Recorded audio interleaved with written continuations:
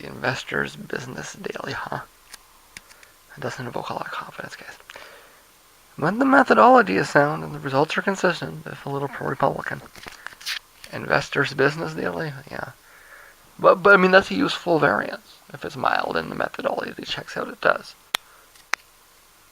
So, you get 5 or 6 good polls and one of them's a little pro-Republican, that's fine, If it's, a couple of points, if it's consistently a couple of points, I mean, it's maybe in the end they're measuring something that's more accurate, right? But variance is good. It's just we have to have useful variance. So we have 4 polling firms now that are worth aggregating. The polling story for the week is that Stein has seen a measurable bump. It's not a big one, but it's a measurable one. Let's see if it holds into next week. And actually, I missed the McClatchy poll, which is also good. This is an outlier right now. Clinton by 14. Well, she's not up much in relative to the other polls. It's more that Trump is barely pushing 30. See, they claim it's a straight sample, whereas these other polls have been modified for demographics. Don't get too upset. Don't get your arms up. They're modifying the results. Well, they modify it a little. That's normal, and in fact, that's a good idea, and you will see more accurate results that way. If it's mild, right? But this McClatchy poll is just, they called them, they tabulated the results. That's it. It's interesting to me because I'd have expected the opposite phenomena.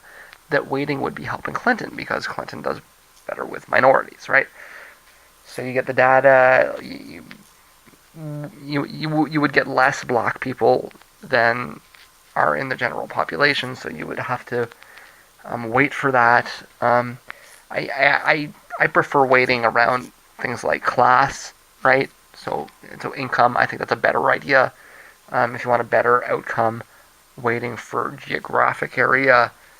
For income, for education level, those are better things to wait for than gender. Well, gender can be useful sometimes, but certainly race. Unless you've got a situation where one candidate is of a minority race, or a situation where one candidate is at least presented as a racist, right? That's actually something that I should probably point out and maybe actually do a talk on. If they keep pushing Trump as a racist, then the racist models might pan out, because that's the and if you go back and you look, I've been pointing that out for forever, right?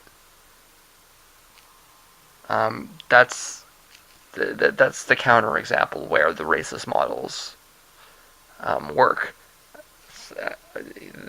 These guys have,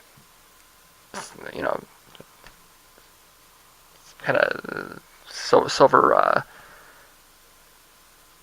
I can't find my metaphor, but these guys are very lucky this election cycle because everything keeps panning out for them by whatever fluke of luck or strategy or what. But when they did the 2008 modeling, you can pretty much assume that pretty much all the black people are going to vote for the black guy.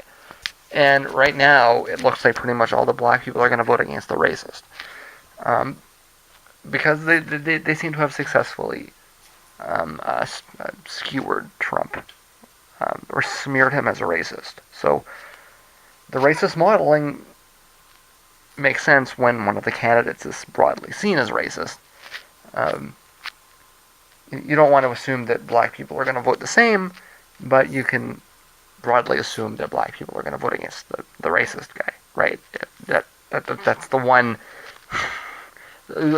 circumstance where you can make that assumption, right?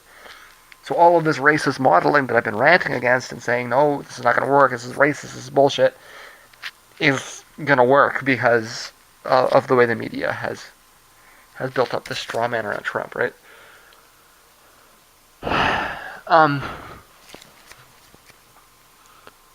But yeah, I mean, and as I just pointed out, implicitly weighting is a valid debate. We can have a discussion about how you weight things.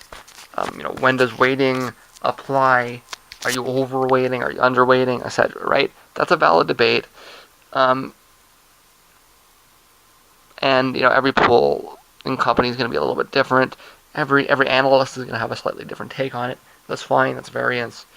Um, you'll have a lot of it bunching in the middle, then you'll have outliers, and etc. etc. Right?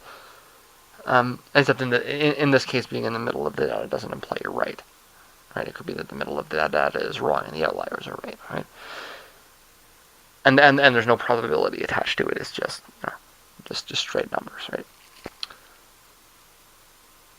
I don't think we can get away with weighting nothing, right? Like this McClatchy pool is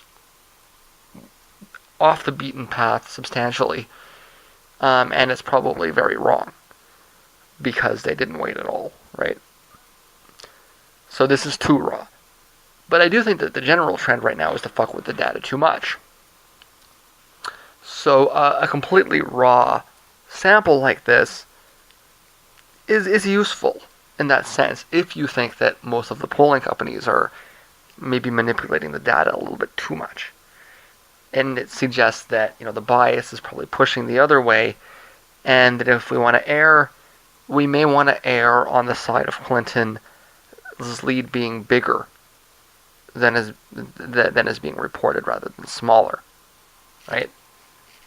That would suggest that, at least in my mind, right, the fact that yes, this is an outlier, but the fact that it's an unweighted outlier suggests to me that the polling is probably underestimating Clinton's lead rather than overestimating it. The way to confirm that would be to look at the raw data for these other companies and see if it follows the same pattern, right? So again, this is probably wrong, but it's useful. And as mentioned, it's surprising. What it suggests is that the other polling firms may be exaggerating Trump's lead with white people, and that's the reason why Clinton's lead would be being under exaggerated, because they'd be giving Trump too much of a bump with whites. And I can say that I have looked at some other data. Clinton is apparently leading in multiple white categories. Like white women with a college degree, for example. Meaning that if you really get really granular, you start to see that Trump's lead with white is maybe kind of a phantom. So we've got 5 polls now. That's good enough, I think.